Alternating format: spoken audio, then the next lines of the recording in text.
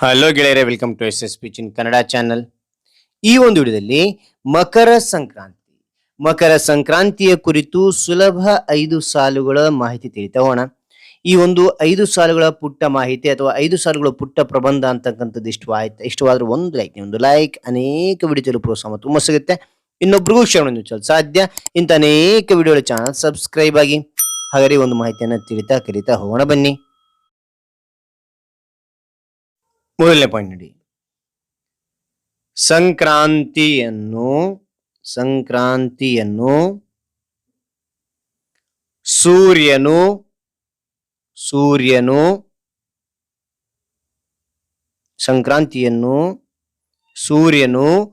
ಮಕರ ರಾಶಿಗೆ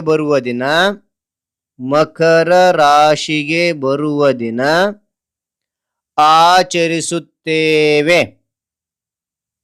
ಓಕೆ, ಮತ್ತೊಮ್ಮೆ ನೋಡಿ, ಸಂಕ್ರಾಂತಿಯನ್ನು ಸೂರ್ಯನು ಮಕರ ರಾಶಿಗೆ ಬರುವ ದಿನ ಆಚರಿಸುತ್ತೇವೆ.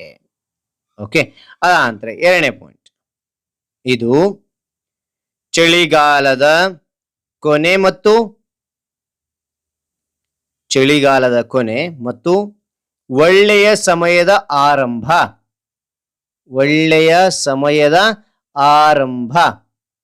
ಓಕೆನಾ? ಅದಾದ ನಂತರ ಮೂರನೇ ಪಾಯಿಂಟ್, ಮನೆಯನ್ನು ಸ್ವಚ್ಛಗೊಳಿಸಿ ರಂಗೋಲಿ ಬರೆದು ಹಾಕಿ ಅಂತಾನು ಹೇಳ್ಬೋದು. ರಂಗೋಲಿ ಬರೆದು ಕುಟುಂಬದೊಂದಿಗೆ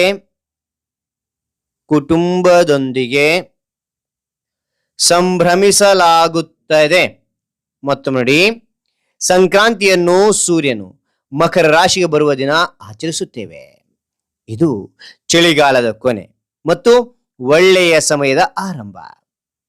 ಮನೆಯನ್ನು ಸ್ವಚ್ಛಗೊಳಿಸಿ ರಂಗೋಲಿ ಬರೆದು ಕುಟುಂಬದೊಂದಿಗೆ ಸಂಭ್ರಮಿಸಲಾಗುತ್ತದೆ. ನಾಲ್ಕನೇ ಪಾಯಿಂಟ್ ನೋಡಿ, ನಮ್ಮಲ್ಲಿ ಎಳ್ಳು ಬೆಲ್ಲ ಹಂಚಿಕೊಂಡು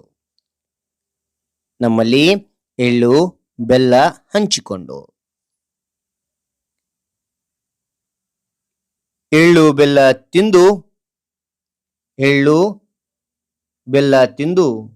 ಒಳ್ಳೆ ಮಾತನಾಡಿ ಎಂದು ಹಂಚಿಕೊಳ್ಳುವ ಸಂಪ್ರದಾಯವಿದೆ. ಮತ್ತು ನೋಡಿ, ನಮ್ಮಲ್ಲಿ ಎಳ್ಳು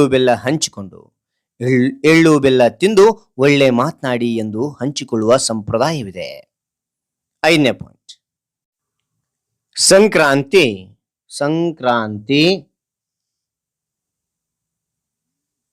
ಸುಗ್ಗಿ, ಸ್ನೇಹ ಮತ್ತು ಸಂಭ್ರಮದ